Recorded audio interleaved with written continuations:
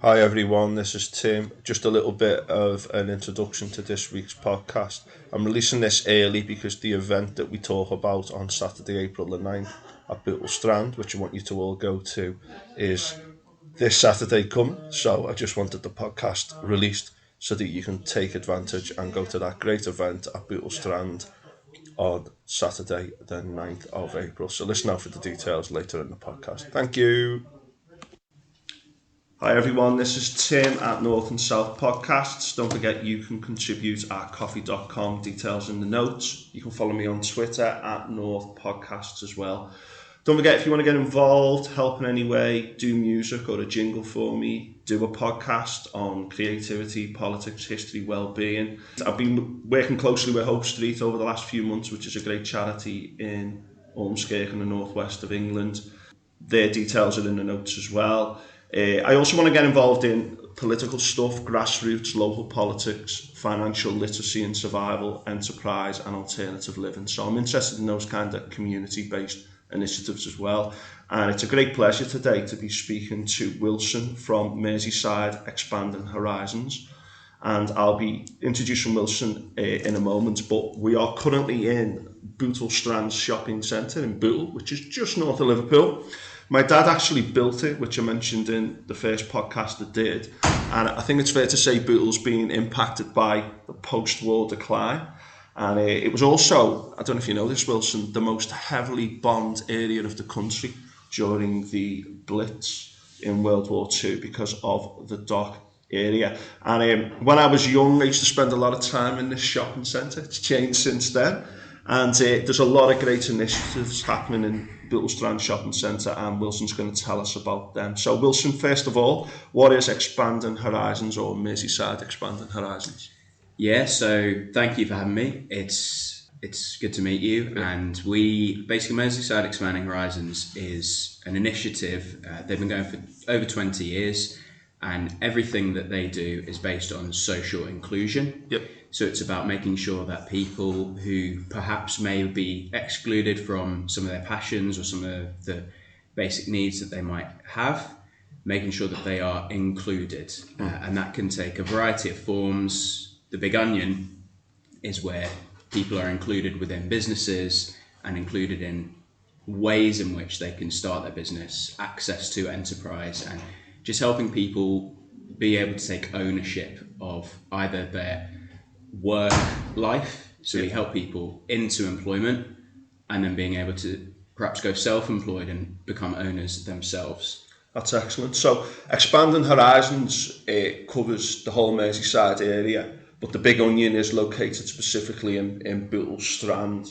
So is Big Onion part of Expanding Horizons, or is Expanding Horizons just help the Big Onion to be set up in its own right?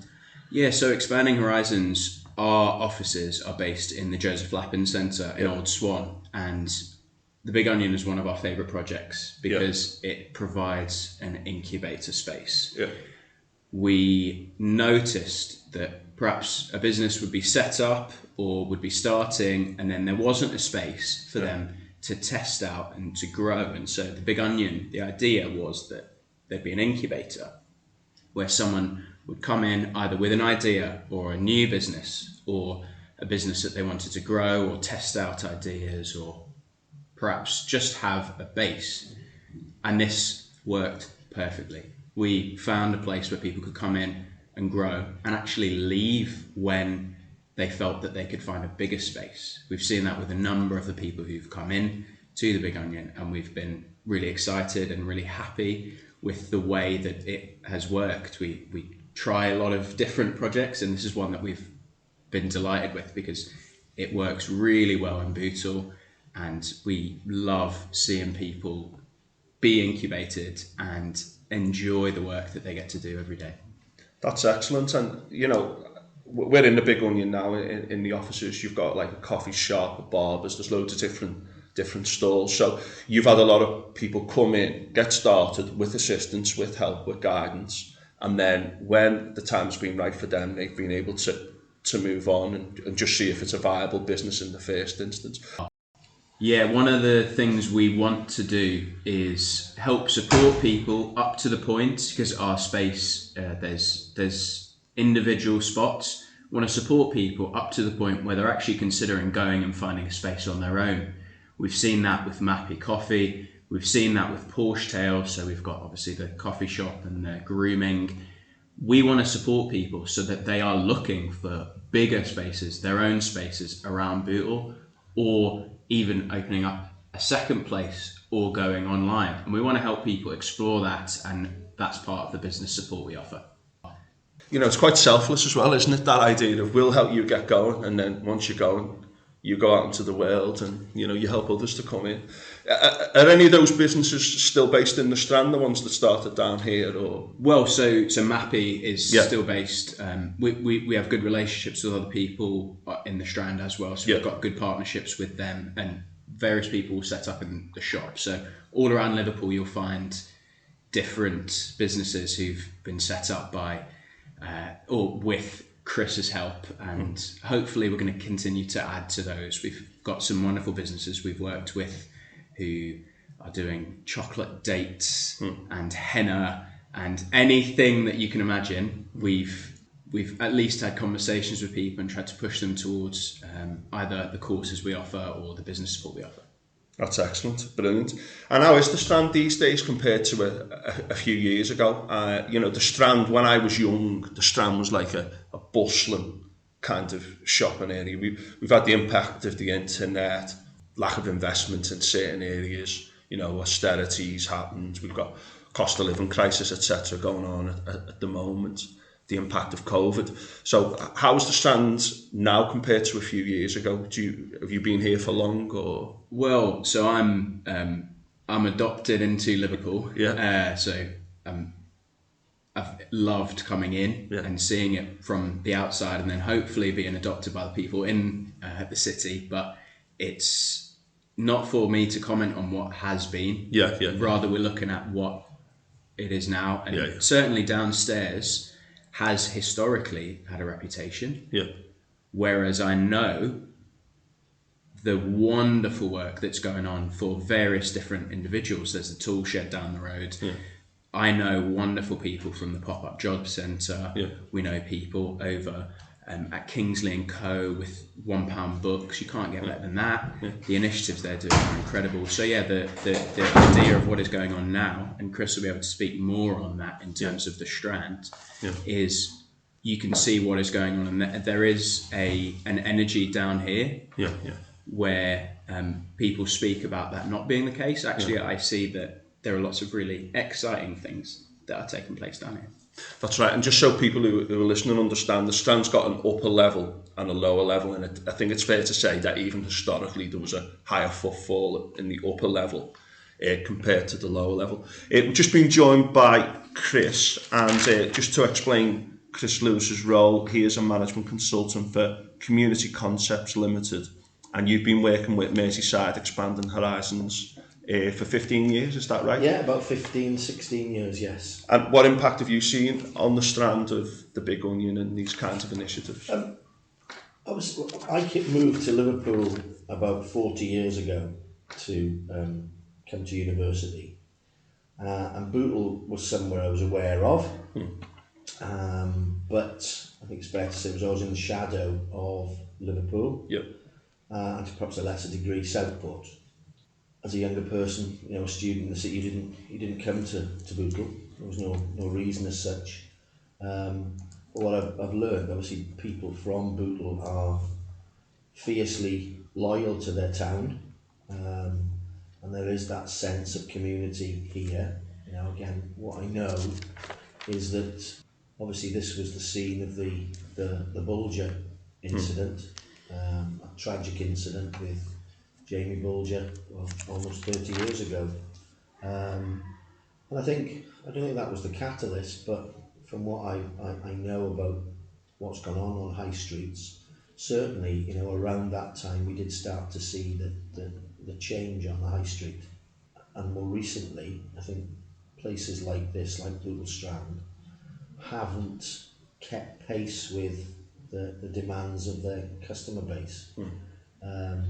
they've been quite stubborn spaces which have probably adopted the view that, well, it's always been like this, so it should always stay like this. I'm always interested, you know, Bootle used to have a Marks and Spencer's, and that was a bit of a badge of honour, wasn't it? You know, if your town had a Marks and Spencer's, then okay, you were doing okay. I understand, and I know you're interested in history. Yeah. In 1971, Marks and Spencer signed a 100-year lease for their shop on Stanley Road.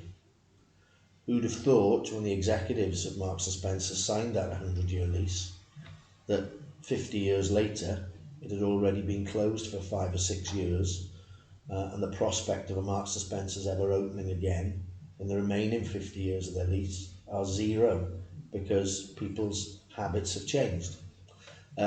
I think I said to you off air before, I think Bootle is typical of towns and cities across the country, where, for me, policymakers, decision makers have created these towns and cities which, in terms of their high street, are identical. You see almost sometimes in sequence the same shops next to each other. So I think people got bored of their shopping experience, and in this kind of ever more diverse society that we live in, people's needs by definition are more diverse, and so towns and cities have failed, like Bootle, to keep pace with that. As I said, carried on in very much the same way, and the result is we've probably got some of the highest commercial voids in this town now in the country. I was saying before that the Strand used to be like a thriving place, particularly on a Saturday. You come in on a Saturday and, you know, there was just people absolutely everywhere, and there's less of that now for the reasons that you've just mentioned. Now, the actual Big Onion itself, it does offer a little bit of a quirky thing as well. It's just some slightly alternative things. How important is that model behind reviving local communities? Okay, it was something you said there. You know, you remember coming here years ago. I grew up in a village outside Swansea, and when I was a kid, you know, it was a treat to go for a day out. It was an experience to go to Swansea. Now, I distinctly remember, you know, that there was loads to see and do, right? And if you were lucky, you'd go and have fish and chips somewhere, or sausage chips or something. I still remember the name of the cafe. It's called Peter Jones, the cafe. I can see it now. But that's gone. That magic is gone. So, you know, I've been self-employed for nearly 30 years now, and supporting independent business is something that I'm passionate about. I've got some shops as well, which I own and tenant, and, you know, I tenant those to local people again, right? And that's really important. So the Big Onion, really, when I looked at the concept and created the idea, it was very much about bringing those local independent businesses back onto the high street, because they'd been squeezed out. You know, these shopping centres were owned by pension funds, okay? And as a consequence, rates, rent, service charges, they were out of the reach of your small independent business. And so what we wanted to do here was create an environment whereby we could bring those back without fear of them, you know, being tied into a long, onerous, very costly lease, and that we could support them as well. So you're right in what you say, you know, lots of those businesses, what I've been talking to them about is, if we try to compete with what's upstairs, they lose, because they don't have the buying power, they don't have the stock range, right? They don't have that commercial experience that those large retailers have. So we need to push in a different direction. And I said in a previous answer, you know, that people's needs, wants and needs on the high street are more diverse. So you'll see a guitar repair and sales unit in the Big Onion. He's busy. Musicians come here.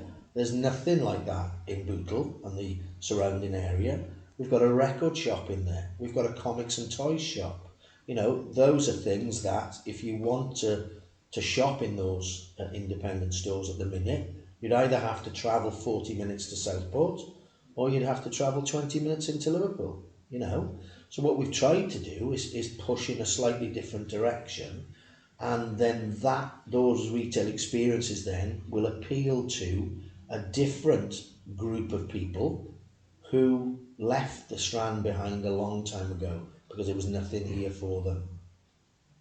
That's great stuff to hear, and I think that the big issue I've found is that often people in Bootle have got quite a low opinion of the area, but at the same time you've got this kind of, when you meet someone from Bootle, they're very, very proud of Bootle as well. It's almost like that conflict, like, we could be better, yet we're in this kind of decline, this post-industrial, post-war decline, the mechanisation of the docks and the impacts of that. But there's a lot of potential in Bootle, just waiting to get out. And I'm sure you've seen that in other areas as well. Do you think that the Big Onion provides a model that can be replicated in other towns and areas of the country? And if there are people listening who have got a business idea, would you recommend that they get in touch with yourselves just to see how it might work out? What kind of approaches should those people take? If they've got an idea, should they come to you and fill you up? Absolutely. I think, going back to, and I should have written some of these down because those questions are getting longer. No, I think, people in Bootle are fiercely proud. When we brought the idea here, people did say to us, why on earth are you coming to Bootle? Right? And we said, well, why not? People are creative. There is this kind of entrepreneurial talent there. It's just not being tapped into. It's not being supported. And I think, the Big Onion is unique. I don't genuinely, hand on heart, think there's anything else like it. And I think the reason for that, on first impression, you walk in and you just see like an indoor market, let's say, for example, right? And people will say, oh yeah, I remember in shops, all those years ago in Huyton and in Liverpool and I dare say there was one in Bootle, okay? It's so much more than that. The Big Onion is about, yes, bringing local traders back onto the high street, but we incubate them as well. We give them targeted business support. In shops didn't do that. They collected rent, right? There are other examples as well of this kind of micro shop. People now are getting on to the fact that some of the answer is about bringing independence back onto the high street, but you've got to support them. There's another concept in St Helens, right, which it's awful, frankly. It's awful. The rent is a lot higher. There is no support. If you don't turn up for whatever reason, you're gone, right? And as a consequence of the 15 or so spaces that they have in theirs, last time I looked, which was about a fortnight ago, there were 3 units occupied. We've got 20 spaces, they're all full, right? And I think I put that down to the blend of support that's being given here by Merseyside Expanding Horizons, who were the co-creators of this space, with myself. They support the businesses, they support the staff within them.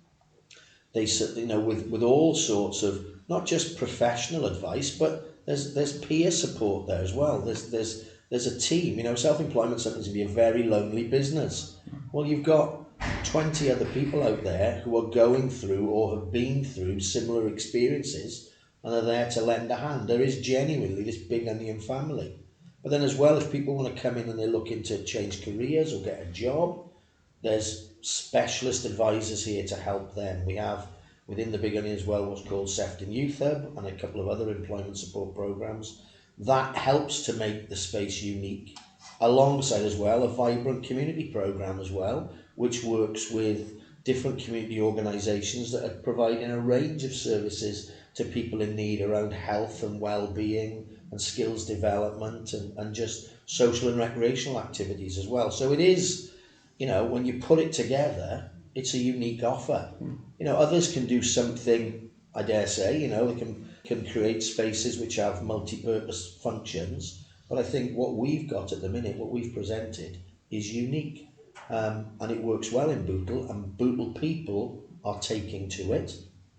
But I think what's more important, any plans for the future of Bootle Strand Shopping Centre, we are being given a seat at the table by the local authority. We are friends to the local authority, the leader of the council, the head of Regeneration, the various executive directors all come here.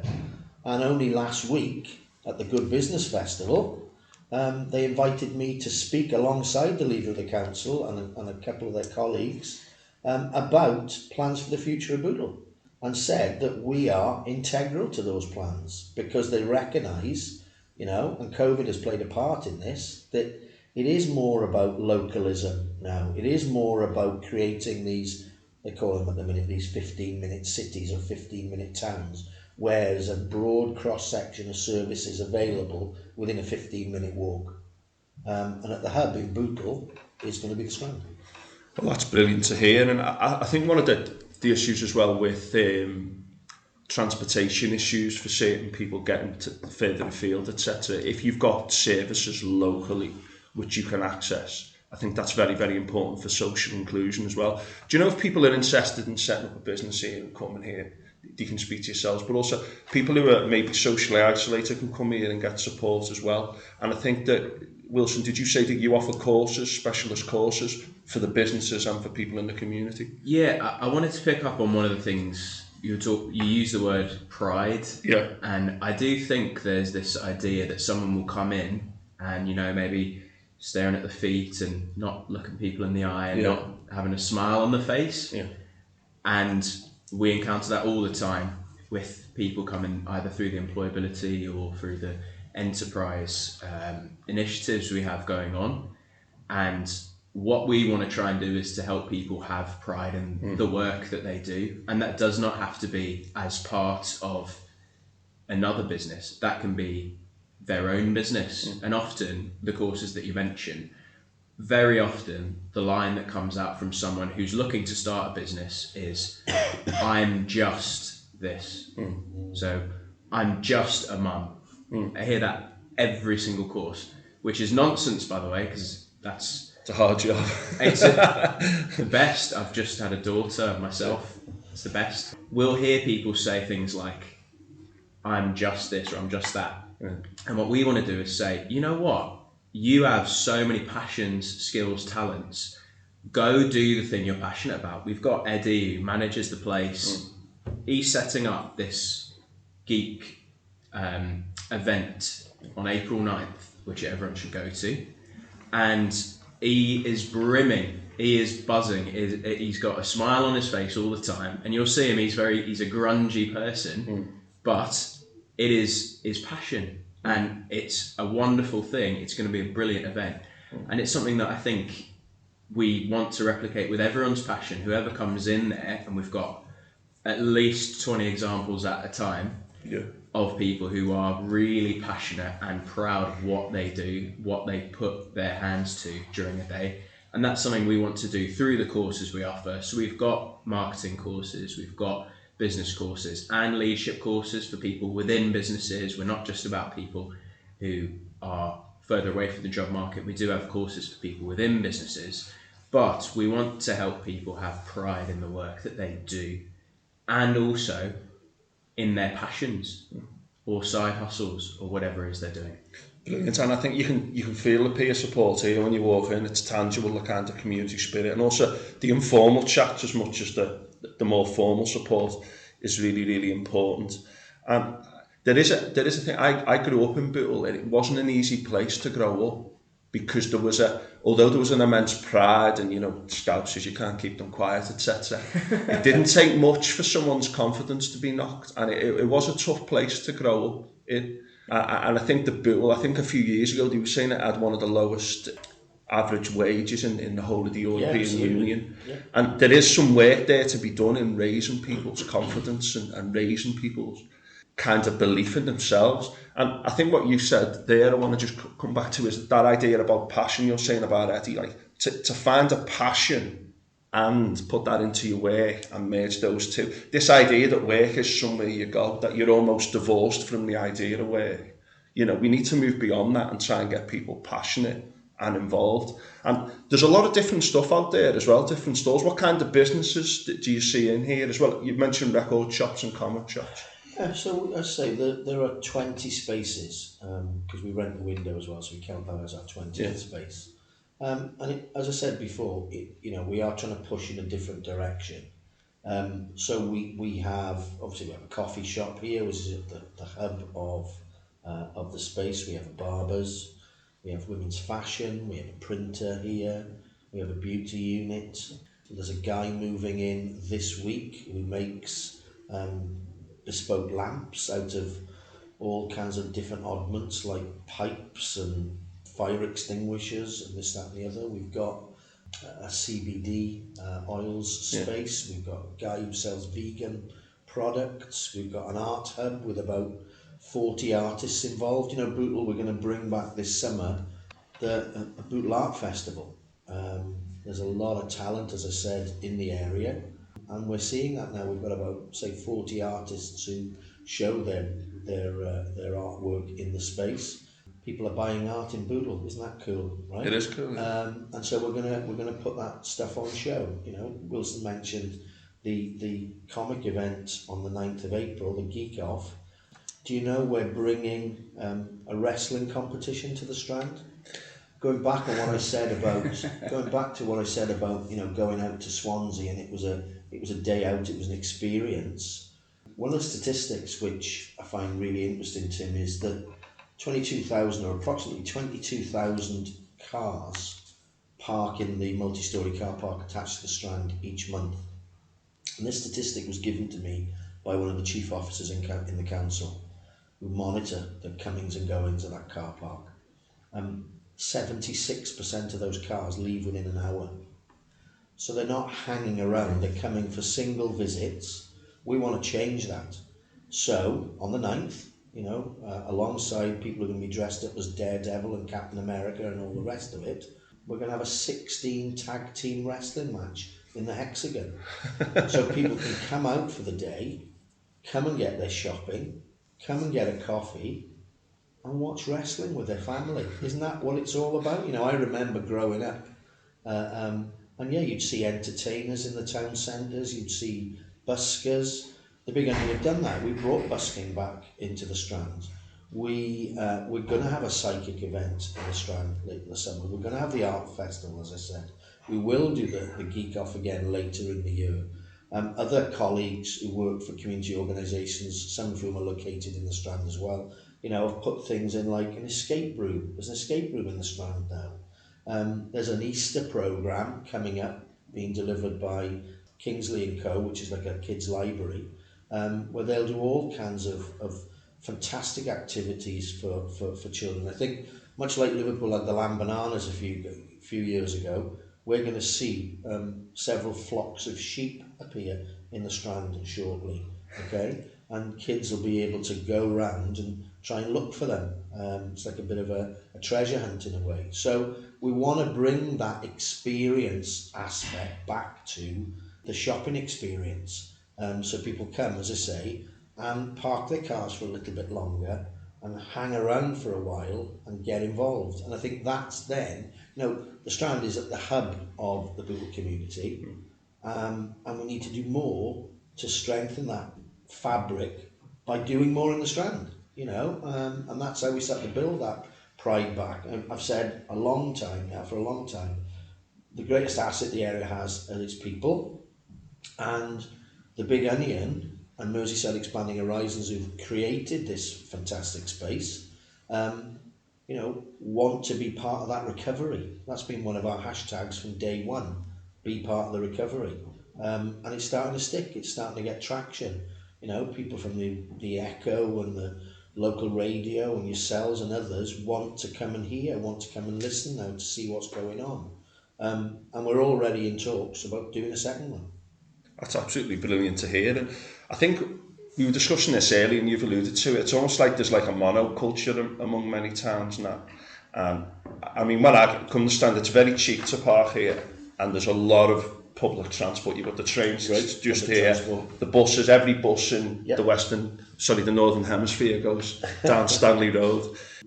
So it is easy to get here.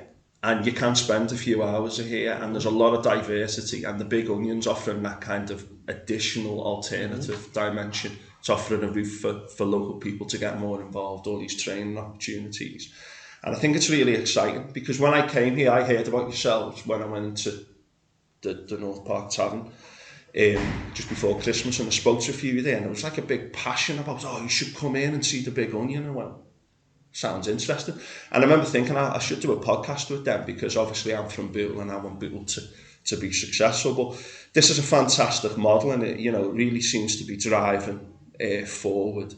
I think it's fantastic. I was going to ask you what people can do to support the Big Onion, but I think we've kind of covered that. Come in and visit. Yeah, I will say, I'll try and jump in there if you don't mind. I think, what we're asking, people like to complain, don't they? They do, yeah. There's nothing here. Well, if you want this to be here, and we're going to be here for the long term, we need people to support us. Yeah. So, come and see us. Come and say hello. Join the Big Onion family. There is definitely a family here, right?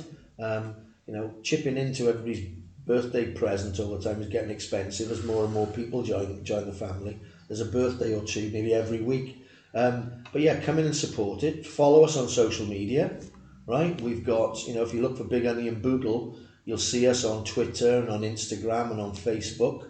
Think about as well, when you come to the Strand, think about where you spend your money, right? If you spend your money with some of the big boys, and I'm not, I spend a couple of quid with them every now and then, but that essentially goes to shareholder profit, right?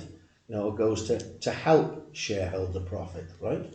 And those shareholders make decisions based on profit. If they see a shift in the bottom line, they don't dig in, they bugger off, right? Hence the reason why there are so many voids in a shopping centre like this. If you spend some money with a local business, like Fernando, our guitar repairer, or like John, who's got his health space there, that money gets put in the pocket of a local Bootolian, who will in turn spend that money locally. And that's how you regenerate a community. You give them some financial independence, and that grows locally. And people believe in that in the world as well. People will give to coffee.com for yourself. Hopefully more people do that. Or Patreon or other things, because people don't want to hear the same Manscaped advert or the same Skillshare advert. They want to give to individuals who they know and they trust and they care for, and they also want a good product. And I think that's what we're trying to do, is making sure people can do both. They get the best product, they get bespoke product, they get people who care for them, and vice versa. We want that to be a place that people can come in and get involved with. I almost don't know about the word supporting the Big Onion, because actually people are coming in. We want people to bring their ideas and come in and basically see it as a place to be and have those experiences and join in. I'd probably try and reframe that and say that you're joining in with the Big Onion, really. Brilliant. I think that's a good way to put it. Obviously, the details of the Big Onion will be in the notes as well with this podcast on Facebook, Instagram and Twitter. We'll put Expanding Horizons details on there as well. The Geek Off event is the 9th of April, and they'll be able to find out about that. It's online. A free event. So as I say, in addition to the wrestling performances, we're going to have a 90-minute performance in the morning. Oh, is the wrestling on the same day? The wrestling is on the same day. Tell you, WrestleMania, watch out. Yeah, absolutely. So we've got a 90-minute wrestling show in the morning in the Hexagon. We've got a 90-minute performance in the afternoon as well. We're going to have lots of stalls, people selling comic art and comics and vintage toys and all kinds of weird and wonderful things. Plus we've got some cosplayers who are going to be mooching around as well, so there's some photo opportunities. It's free, and it'll run from around about 9:30 till 4:30, so the normal kind of working day at the Strand. And that's a Saturday, isn't it? And it's Saturday the 9th of April, Fantastic. Right, is there anything else that you want to mention? I think I've covered everything I wanted to. So I think that was brilliant, very concise, and very good. Perhaps one other thing to just get in there, you did say, and I don't know whether we fully answered it, about the business support. If people are interested in talking about if they've got a business idea or they've got a business which they've started and they just need some free support, and emphasis that again, it's free support, they can come in. It's not just retail businesses that we support. I support businesses from across the standard industry codes, right? So again, we've worked with health businesses, we've worked with food businesses, we've worked with construction, you name it, from every sort of background. Community organisations, charities, setting up community interest companies, all those kinds of things. People can come in here and get some free support and advice. If we can't help, again, Merseyside Expanding Horizons has been around for 20 odd years, 22 years. It can signpost you to someone who may be better suited to support. So, it is really a space where people should call in, say hello, get a great cup of coffee. Again, we buy our coffee from a local importer and coffee roaster called Neighbourhood Coffee, and so they can get a great cup of coffee whilst chatting to us guys. Brilliant. I think we can end that there. Just want to say thanks to Wilson, thanks to Chris Lewis for your time today, getting this message out there. I'm from Bootle. We are in Bootle, and Bootle's back, although maybe it never went away, and we just need to tap into the potential in the local area and the environment. But this is basically what I'm about on this podcast, and it's great to speak to two people who were so passionate about Bootle and moving forward. Thank you very much for your time, everyone.